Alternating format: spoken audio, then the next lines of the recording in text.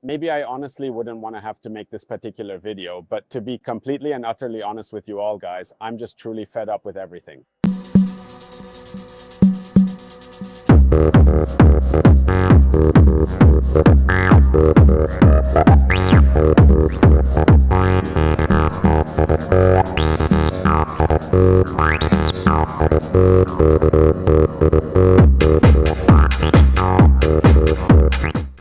Good morning guys and welcome back to Nelson's channel. Today we're going to have a real proper serious talk.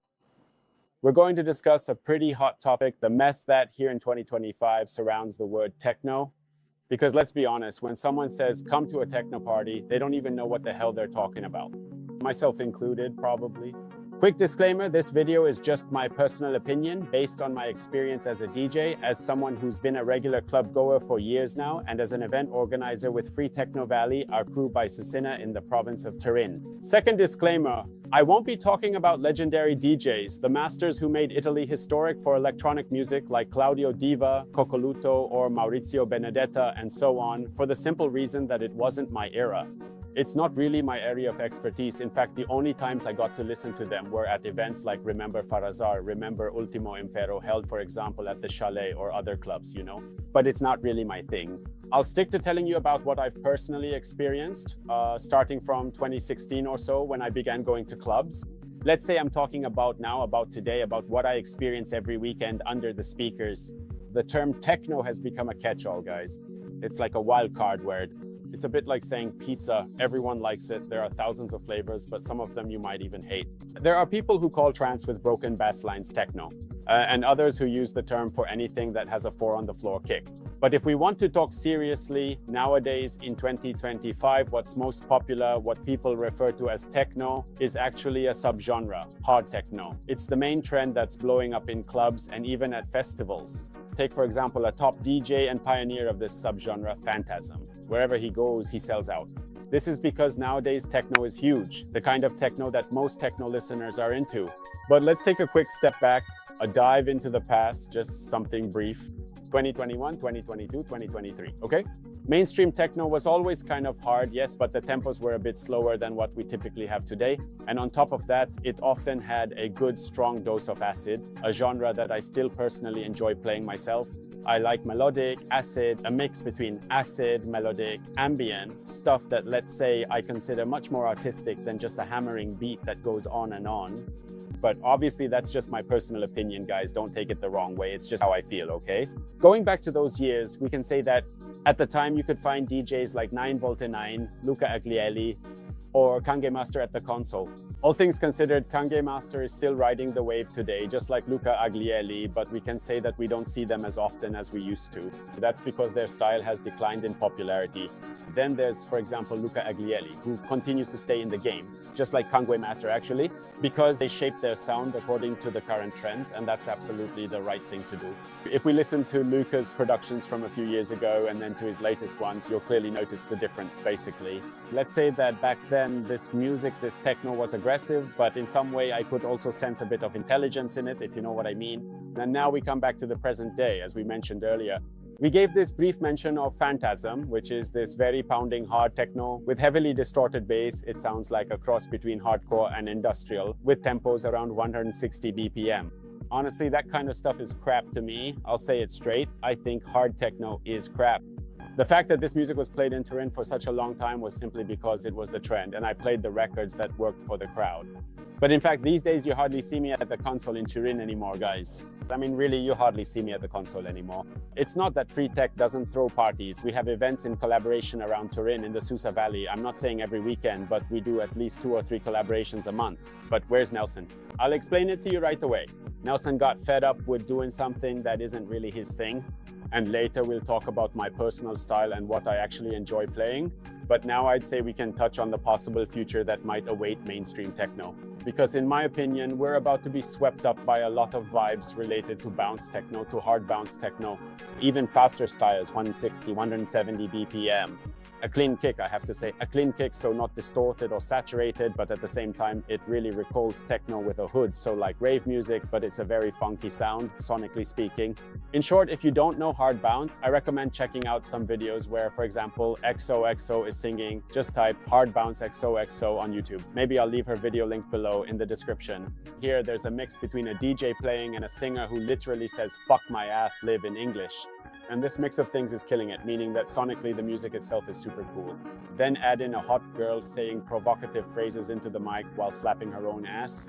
I mean, you get it, right? But can we still call all this the same thing? Guys, is techno even the right word anymore? In my opinion, yes, because the word techno is huge. It's a broad category that then splits into subgenres. Hard techno, minimal melodic techno, Phantasm does that, Pausa does tech house. I mean, guys, do you get what I mean? Now let's talk about my personal tastes, about why I'm fed up. Personally, I, Manuel Nelson, am attached to something else. And I'll give you a clear example from Turin. Because here in Turin, there's only one scene, and I emphasize one scene that currently brings what I call real techno, where there's true artistry involved, where there's actually something meaningful to listen to that isn't just a hammering beat. I'm talking about the event organization, genau. Gandalf, I'm not kissing your ass, I'm just telling it like it is.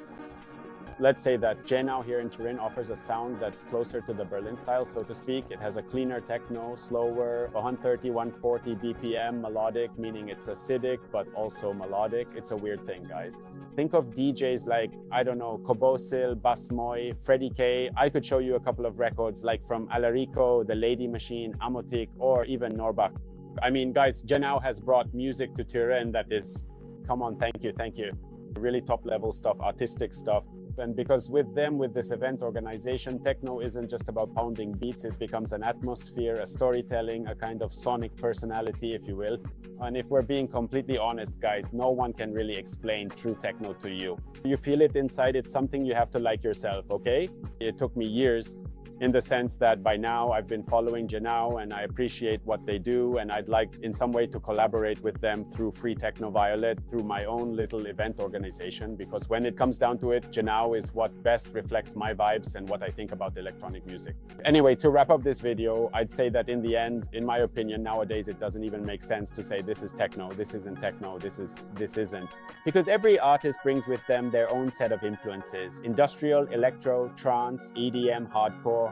Every artist has their own unique genre. Sometimes I even think that labels only exist, you know, to make the people who have to organize files on Beatport happy, right? But in real life, on the dance floor, guys, who among you organizes your playlist based on labels? Huh? Who? We're always talking about the techno scene here, okay? And when we talk about commercial music, I mean, just forget it. Don't watch this video, close it, unsubscribe from the channel, go fuck yourselves. So let's wrap up this video with, does techno still exist? Yes and no? Yes? No? And who am I to judge this question, to give an answer? Techno exists in 1,000 different forms. Some I like, others I don't. But if we were to talk seriously, maybe it's time we stop using this damn word. And anyway, that's just my opinion. And what do you think? What do you think about today's techno? Who is or who are the artists that represent you the most, brother? Let me know down below in the comments because I'm curious. For example, I'm really into BASFUL lately, I have to tell you. Recently, I've been discovering Alarico. Anyway, I still stick to those acid techno vibes, melodic acid stuff that basically puts you to sleep, but with high quality. Maybe go check out some of my DJ sets. There's a dedicated playlist. I'll leave it for you down below in the description. And let's all remember, you who are watching this video, that the important and fundamental thing is to always talk about music honestly, without empty labels and without ever taking ourselves too seriously. Thanks for watching this video, you little bastard. See you next time.